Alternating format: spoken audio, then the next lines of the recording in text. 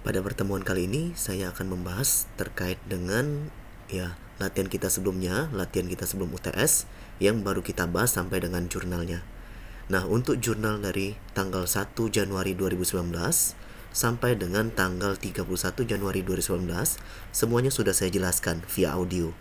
Jadi kamu bisa lihat audio yang sudah saya berikan sebelumnya, di sana semuanya sudah saya jelaskan. Nah, sekarang saya akan menambahkan penjelasan terkait dengan jurnal penutup. Nah, pada dasarnya kalau kita bicara tentang jurnal penutup, kita nantinya akan menutup dua hal dalam kasus ini. Yang pertama, kita akan menutup prive, ya.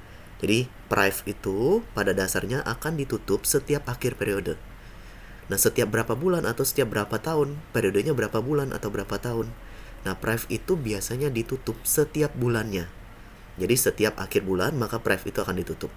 Nah, dalam kasus ini kita ketahui bahwasannya memang ada pengambilan prive oleh C sebesar 20 juta.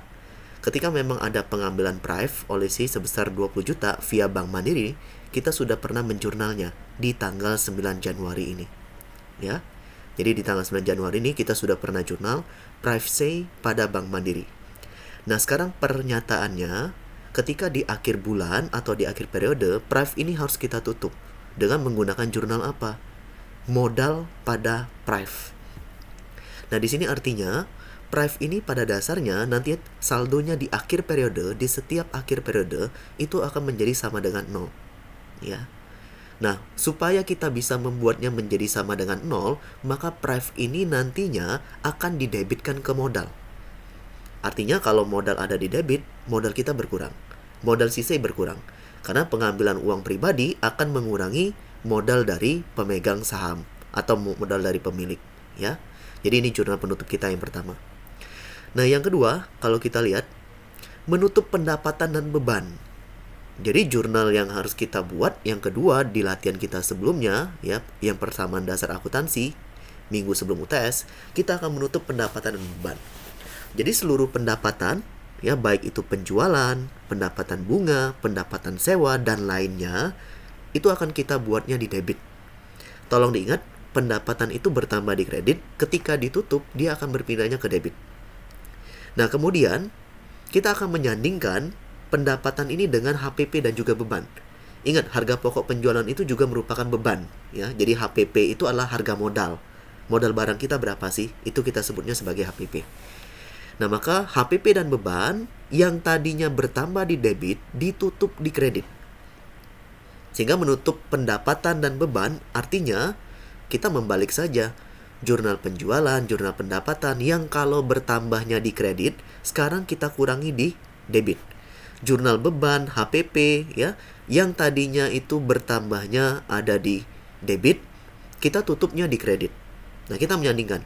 Dan ketika kita sandingkan seperti ini, kita akan lihat total debitnya berapa. Saya akan hitungkan total debitnya untuk penjualan sampai sini. Itu sebesar 52.200.000.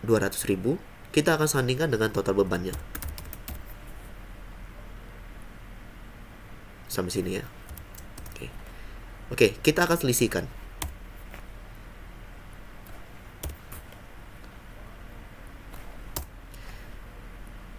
Nah, artinya di sini kalau kamu lihat ya, ketika kita jumlahkan pendapatannya itu ada 52.200.000 di debit.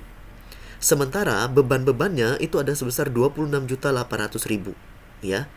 Dan lagi-lagi ini juga kita bicaranya adanya di debit tadi, ya. Sorry, di kredit beban-beban ini. Nah, kalau kita sandingkan selisihnya ada di mana? Selisihnya ada di kredit sebesar 25.400.000 rupiah. Dan kalau memang selisihnya ada di kredit seperti ini, maka ini akan masuk ke dalam laba tahun berjalan. Jadi kalau selisihnya ada di kredit, antara ketika kita menutup pendapatan dan beban, selisihnya ada di kredit seperti ini, maka kita namakan laba tahun berjalan sebesar 25.400.000. Tapi kalau selisihnya justru ada di debit, ya, di mana debit itu lebih kecil dibanding dengan kredit, yang ini lebih kecil misalkan dibanding dengan yang ini, maka itu namanya rugi tahun berjalan. Nah, jadi kamu harus pahami menutup jurnal itu seperti apa. Nah, ini namanya jurnal penutup. Nah, kita sudah tahu artinya laba tahun berjalan kita 25.400.000, ya. Artinya nanti kalau kita bicara tentang laporan laba rugi akan sama, 25.400.000. Jadi kalau kita lihat, sebenarnya tanpa membuat laporan laba rugi, kita sudah bisa mengetahui berapa jumlah laba perusahaan melalui apa? Melalui jurnal penutup. Jurnal penutup yang sudah kita buat yang ini. Angkanya akan sama, ya. Angkanya akan sama dan angkanya tidak akan berbeda di sini. Ya.